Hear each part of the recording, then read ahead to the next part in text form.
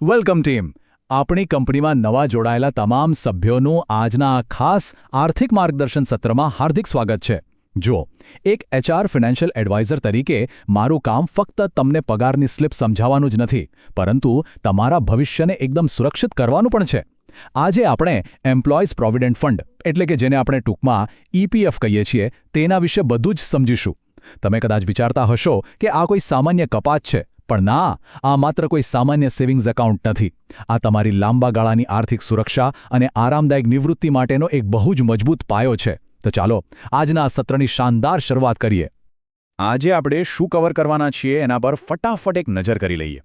આપણે EPF basics અને યુએનથી શરૂઆત કરીશું, પછી યોગદાનના નિયમો, ઉપાડની એટલે કે વિડ્રોલની પ્રક્રિયા, બહુ જ ફાયદાકારક એવો ટ્રિપલ એક્ઝેમ્પ્ટ ટેક્સ, નિવૃત્તિ ભંડોળનો અંદાજ અને છેલ્લે સૌથી મહત્વનું, વધુ સારા વળતર માટે બેલેન્સિંગ કેવી રીતે કરવું તે સમજીશું.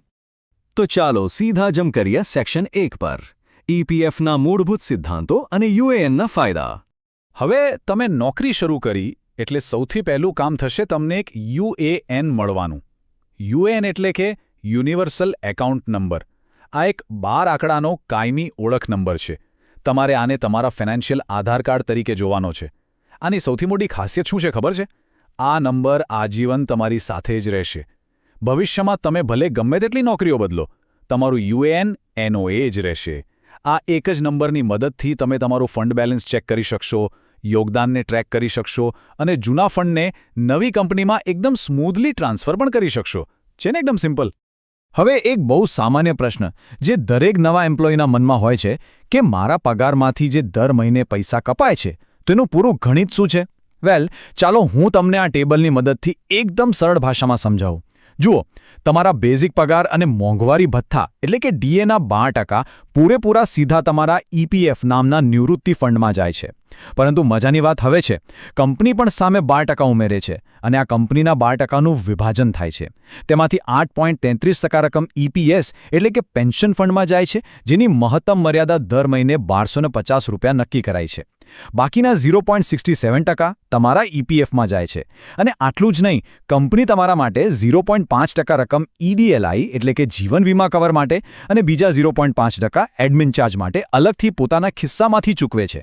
તો આ રીતે તમારી બચત બમણી થાય છે. બરાબર, હવે આગળ વધીએ સેક્શન 2 પર, યોગદાનના કાયદાકીય નિયમો અને સેલરી સ્લેબ્સ. અહીં પગારના આધારે 2 અલગ અલગ સિચ્યુએશન બને છે અને તમારે આ ખાસ સમજવાની જરૂર છે. જો તમારો બેઝિક પગાર અને ડીએ મળીને ₹15,000થી ઓછો હોય તો ઈપીએફમાં યોગદાન આપવું કાયદાકીય રીતે ફરજિયાત છે. જો આપણી કંપનીમાં 20થી ઓછા લોકો હોત તો આ 10% હોત, પણ 20થી વધુ હોવાથી આ ફરજિયાત 12% છે. રાઈટ? હવે બીજી સિચ્યુએશન. જો તમારો બેઝિક પગાર 15,000થી વધુ હોય અને આ તમારી પ્રથમ જ નોકરી હોય તો શરૂઆતમાં આ યોગદાન મરજિયાત એટલે કે ઓપ્શનલ છે. તમે ઈચ્છો તો સ્વેચ્છાએ 15,000ના 12% લેખે ન્યૂનતમ ₹1,800 કપાવી શકો છો, અથવા તો પૂરા પગારના 12% પણ જમા કરાવી શકો છો. પણ હા, એક વાત યાદ રાખજો, જો અગાઉની કોઈ નોકરીમાં તમારું ઈપીએફ કપાતું હતું તો નવી નોકરીમાં તે આપમેળે ફરજિયાત બની જાય છે. તમે તેને પછી બંધ ના કરી શકો. સેક્શન 3 પર આવીએ. પૈસા પાછા કેવી રીતે અને ક્યારે મળે એટલે કે વિથડ્રોઅલ પ્રોસેસ. કોઈપણ રોકાણમાં પૈસા ઉપાડવાના નિયમો ખબર હોવી બહુ જ જરૂરી છે. ઈપીએફમાં અમુક ટાઈમલાઈન ફિક્સ કરવામાં આવી છે. માની લો કે કમનસીબે નોકરી છૂટી જાય છે તો ગભરાવાની જરૂર નથી. તમે 75% ફંડ તરત જ ઉપાડી શકો છો, જેથી તમારું ઘર ચાલી શકે. બાકીના 25% ફંડ ઉપાડવા માટે તમારે 12 મહિના સુધી બેરોજગાર હોવાની રાહ જોવી પડે છે. આ ઉપરાંત ઈપીએસ પેન્શનના ફાઇનલ સેટલમેન્ટ માટે હવે 36 મહિનાનો વેઇટિંગ પિરિયડ નક્કી કરવામાં આવ્યો છે. જુઓ, આ નિયમો એટલા માટે છે જેથી કોઈ ઉતાવળમાં પોતાનું નિવૃત્તિ ફંડ વાપરી ના નાખે. આ એક સેફ્ટી નેટ છે. પણ શું નોકરી ચાલુ હોય ત્યારે પૈસા ઉપાડી શકાય? બિલકુલ. આને આપણે પાર્શિયલ વિથડ્રોઅલ કહીએ છીએ. પહેલાં આના માટે 13 અલગ અલગ નિયમો હતા જે બહુ અટપટા હતા, પણ હવે તેને સરળ બનાવીને મુખ્ય 3 કેટેગરીમાં વહેંચી દેવાયા છે. પહેલી છે આવાસ અને જરૂરી જરૂરિયાતો, જેમાં ગંભીર બીમારી, પરિવારમાં કોઈનું શિક્ષણ, લગ્ન અથવા નવું ઘર ખરીદવા કે બનાવવાનો સમાવેશ થાય છે. અને બીજી છે વિશિષ્ટ સંજોગો, જેમ કે બેરોજગારી, અચાનક કંપની બંધ થવી, કોઈ કુદરતી આપત્તિ આવી પડવી કે કોવિડ જેવો રોગચાળો. આ સંજોગોમાં તમે ફંડ ઉપાડી શકો છો. પણ તમારા એચઆર એડવાઇઝર તરીકે મારી એક કડક સલાહ છે. આ પૈસા તમારા રિટાયરમેન્ટ માટે છે, એટલે બહુ જ જરૂર હોય તો જ ઉપાડજો અને ખાતામાં ઓછામાં ઓછું 25% બેલેન્સ તો જાળવી જ રાખજો. ચલો હવે વાત કરીએ સેક્શન 4ની ટ્રિપલ એક્ઝેમ્પ્ટ ટેક્સ સ્ટેટસ. અને સાચું કહું તો આ ટોપિક મારો સૌથી ફેવરેટ છે. ઈપીએફને એટલું શાનદાર શું બનાવે છે? એનું ઈ એટલે કે એક્ઝેમ્પ્ટ ટેક્સ સ્ટેટસ. ચાલો આના 3 તબક્કા સમજીએ. પહેલો, રોકાણનો તબક્કો. તમારા પગારમાંથી જે રકમ કપાય છે તેના પર સેક્શન 80C હેઠળ ₹1.5 લાખ સુધીનો પૂરો ટેક્સ બચી જાય છે અને કંપનીનું યોગદાન પણ 7.5 લાખ સુધી કરમુક્ત છે. બીજો તબક્કો છે વ્યાજ જમા થવાનો. દર વર્ષે જે વ્યાજ મળે છે એ પણ સંપૂર્ણપણે ટેક્સ ફ્રી છે. બસ શરત ખાલી એટલી કે તમારું પોતાનું વાર્ષિક યોગદાન 2.5 લાખથી વધુ ન હોવું જોઈએ. અને ત્રીજો તબક્કો છે ઉપાડનો. જો તમે સળંગ 5 વર્ષથી વધુ નોકરી કરી છે, ભલે પછી અલગ અલગ કંપનીઓમાં કેમ ન હોય, તો જ્યારે તમે પૈસા ઉપાડશો ત્યારે એના પર ₹1 પણ ટેક્સ નહીં લાગે. સેક્શન 5, નિવૃત્તિ ભંડોળનો અંદાજ. હવે જરા ભવિષ્યનું પ્લાનિંગ કરીએ અને જોઈએ કે આ પાવર ઓફ કમ્પાઉન્ડિંગ એટલે કે ચક્રવૃદ્ધિ વ્યાજ કામ કેવી રીતે કરે છે.